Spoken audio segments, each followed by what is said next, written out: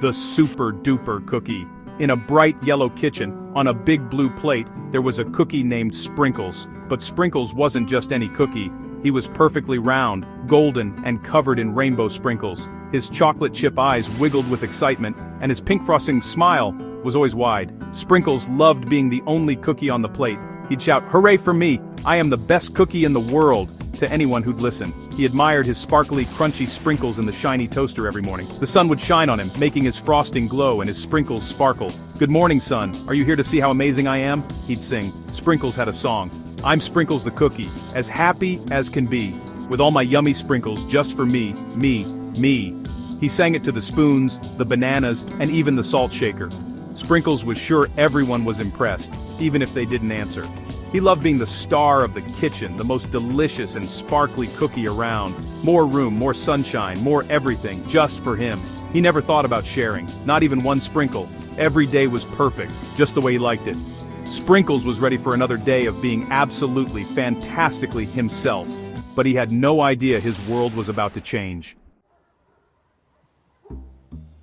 One sunny morning, a little girl with pigtails picked up the big blue plate. Sprinkles zoomed through the kitchen, out the door, and into a bright green yard. The sun was dazzling, the grass was soft, and the sky was endless. Sprinkles landed on a red and white checkered blanket, fancier than any plate.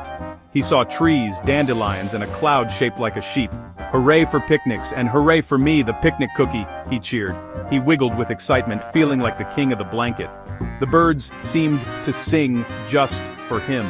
Sprinkles puffed out his chest, sure he was the star of this new world.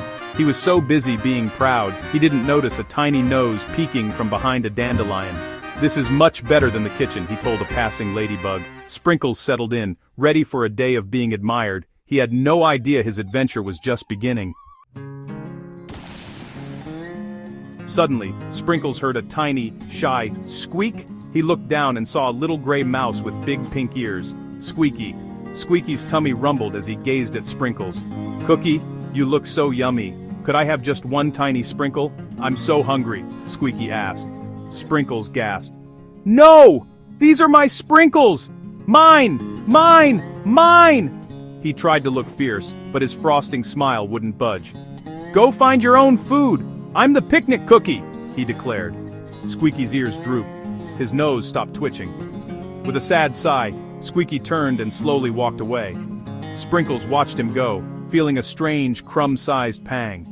But then he looked at his perfect sprinkles, none missing. "Hooray! I saved my sprinkles!" he cheered. But his victory wiggle felt less happy than before. Something felt off. He tried to shake it off, but the feeling lingered. Was being perfect really the best? Sprinkles looked around, suddenly unsure. He was still the only cookie, but it didn't feel as good. The sun seemed a little less bright. He wondered if he'd made the right choice, but he pushed the thought away. After all, he was still perfect. Right? Sprinkles tried to enjoy the sun, but his song was quieter now. Just then, a fluffy white bunny named Flopsy hopped onto the blanket. "What a lovely cookie. Rainbow sprinkles are my favorite," Flopsy said, her nose twitching. "I've been hopping all morning. May I have a tiny nibble of your frosting?" Sprinkles panicked. "No, this is my frosting, my smile. Go nibble a carrot." Flopsy's ears drooped. "I'm sorry to have bothered you," she whispered, hopping away. Sprinkles was alone again, all his frosting and Sprinkles safe. But he didn't feel perfect. He felt empty. The sun seemed dimmer, the bird's song a little sad. Being the only cookie suddenly felt lonely. He looked at his sprinkles. So many, more than he could ever need. He tried to count them, but lost track. For the first time, he wondered if having everything to himself was really so great. The feeling of emptiness grew. He missed the company, even if it meant sharing. Sprinkles stared at the sky, wishing things felt different. Maybe being perfect wasn't enough. Maybe he needed something more. Sprinkles sat alone, his happy feeling gone. He remembered Squeaky's and Flopsy's sad faces. Their tummies were empty, but his cookie was whole. Why don't I feel happy? He wondered.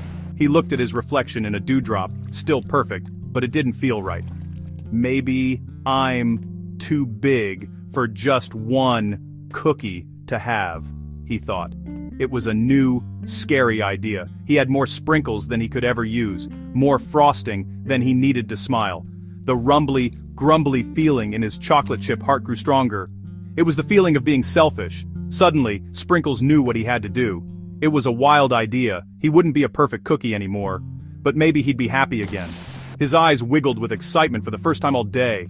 He had to find Squeaky and Flopsy. He couldn't be a lonely perfect cookie for one more minute. Sprinkles had a plan, a wonderful, crumbly, generous plan. He was ready to share.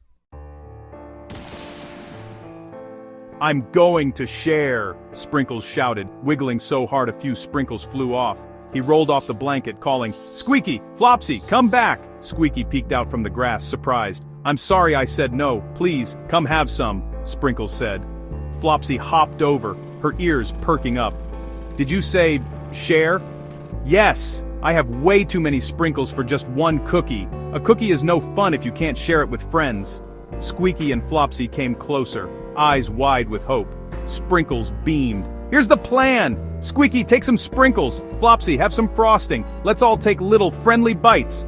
Squeaky took a crunchy sprinkle. "Yummy," he squeaked. Flopsy nibbled the frosting. "Delicious!" she bounced.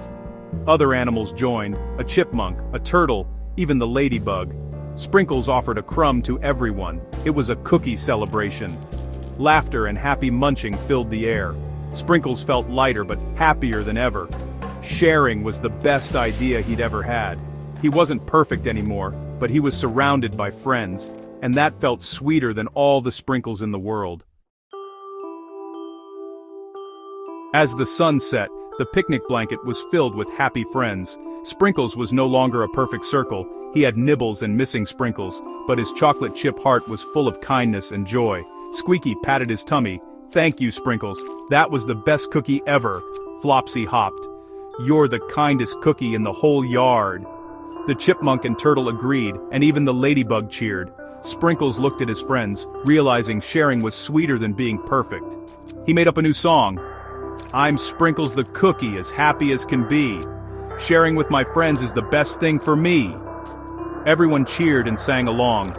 Sprinkles knew he'd never go back to being selfish. Now he had friends who talked back and shared smiles. As the little girl packed up the picnic, Sprinkles was just a small piece, but surrounded by happy friends. He gave one last big, happy wiggle.